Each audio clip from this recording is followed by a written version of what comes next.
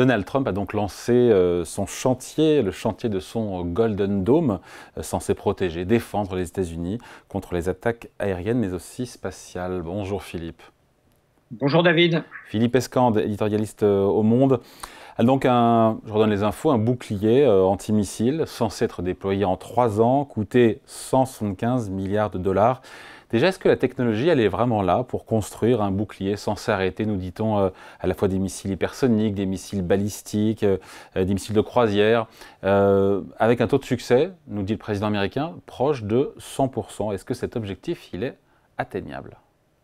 Alors, atteignable, on ne sait pas. En tout cas, sûrement pas aujourd'hui, parce qu'un certain nombre des technologies qui sont promises et dont on parle, eh bien, finalement, ne sont pas encore tout à fait au point aujourd'hui. Donc, il y a un problème technologique. Et puis, il y a également un problème de coût qui est assez considérable. En gros, dès le mois de janvier dernier, 2025, le président Trump avait commis un de ces fameux executive orders qui concernait la constitution d'un dôme de fer. Alors, dôme de fer, c'est évidemment une allusion au système de protection antimissile d'Israël, auquel les États-Unis ont très largement contribué. Et qui leur permet, avec une efficacité de l'ordre de 90%, d'arrêter les roquettes et les missiles qui proviennent de leur pays ennemi, du Liban, de l'Iran ou du Yémen. Et le problème, c'est que, alors, Donald Trump, qui aime beaucoup Israël, a beaucoup d'admiration pour ce système, qu'ils connaissent très bien, puisqu'ils en sont les principaux fournisseurs. Le problème, c'est que c'est un système qui est déjà très, très onéreux, mais qui ne protège que contre des missiles de courte portée, les missiles lancés par les ennemis d'Israël et ses voisins. Là, il s'agit de se prémunir contre à peu près tout. C'est à peu près tout, ça veut dire des missiles courte portée, bien sûr, mais aussi des missiles intercontinentaux, balistiques, c'est-à-dire tous ceux qui passent par l'espace et puis qui reviennent sur Terre après, et qui pourraient être lancés par des Coréens, des Chinois, des Russes ou d'autres. Et pour avoir un système comme ça, effectivement, il faut un système de type dôme de fer, c'est-à-dire un système terrestre, mais il faut effectivement le mélanger avec un système spatial, avec des satellites intercepteurs, voire effectivement des satellites qui repèrent, mais qui soient aussi capables de détruire. Donc en gros, c'est la fusion du système israélien et de l'antique guerre des étoiles de Ronald Reagan. On se souvient de ce programme en 1983 qu'il avait lancé et dans lequel il faisait... il imaginait que des satellites pourraient intercepter des missiles directement. Mais ça n'a pas marché. Techniquement, on sait faire ça aujourd'hui pour intercepter des missiles qui viennent de l'espace ? Alors, techniquement, on sait faire. Il y a quelques satellites qui sont capables de détruire des objets. Mais en fait, sur l'échelle qui est demandée aujourd'hui, c'est-à-dire couvrir en gros toute l'Amérique du Nord, ça n'existe pas. L'expérience de Ronald Reagan a démontré que, en fait, la protection par satellite était extrêmement complexe, très coûteuse et avec une efficacité moyenne. En revanche, il existe déjà un système que les États-Unis ont mis en place en Alaska et en Californie avec des intercepteurs de missiles. Mais ces intercepteurs sont capables d'arrêter un ou deux missiles provenant en plus de la zone. Donc là, c'était vraiment taillé sur mesure contre la Corée du Nord.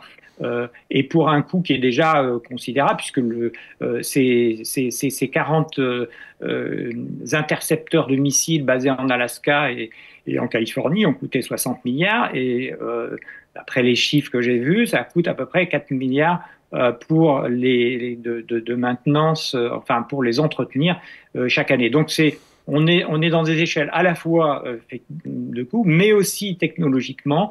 On ne sait pas faire des satellites avec des lasers suffisamment puissants pour intercepter dès le départ les missiles qui pourraient être lancés.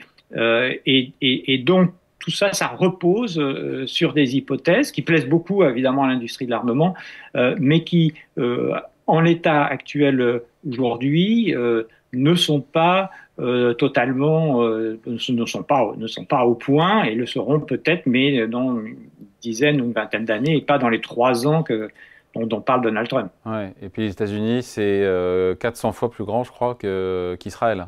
Donc, autant le dôme de fer a fait ses preuves, notamment l'an dernier, quand l'Iran avait tiré 300 missiles drones en même temps. Autant là, pour le coup... après, au-delà du caractère techniquement faisable, il y a la question après de savoir si est-ce que les Américains, finalement, ont vraiment besoin d'un tel bouclier. Trump qui parle d'assurer le succès et même la survie de notre pays, parce que c'est un monde moyenâgeux en dehors. Il n'y a pas de menace spécifique en dehors, éventuellement, de la Corée du Nord, hein.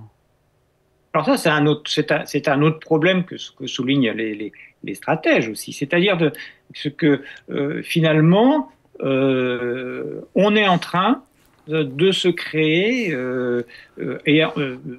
des ennemis, ou en tout cas d'alimenter une forme de course aux armements. C'est-à-dire que à partir du moment où ce projet, c'est d'ailleurs ce qui s'était passé sous Donald Trump, à partir du moment où on commence à créer une infrastructure d'une telle puissance, évidemment, les potentiels adversaires, hein, qui sont quand même montrés du doigt, hein, qui tournent autour, comme je le disais, de la Chine, de la Corée, de la Russie, et à prendre des contre-mesures. Donc c'est aussi un risque de relance de la course aux armements. Il faut savoir qu'aujourd'hui, on avait...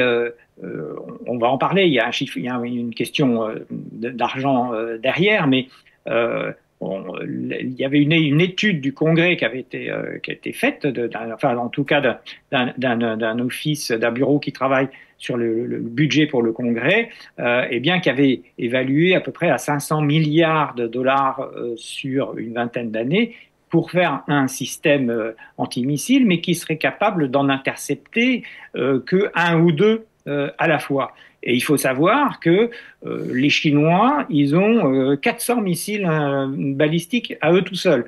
Les Russes en ont plus de 300. Donc ça veut dire qu'on est déjà dans des échelles absolument considérables de la course aux armements. Et un système comme ça, il n'est pas certain que ce soit...